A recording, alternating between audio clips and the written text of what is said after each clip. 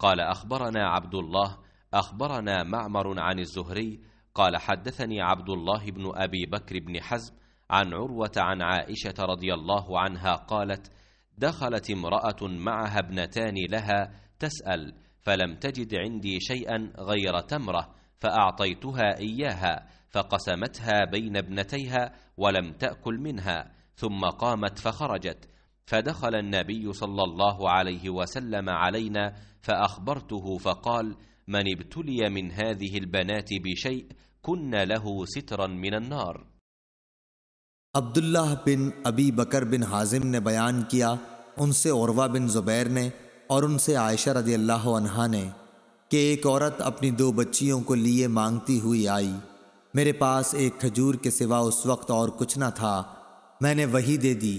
वो एक खजूर उसने अपनी दोनों बच्चियों में तकसीम कर दी और ख़ुद नहीं खाई। फिर वो उठी और चली गई।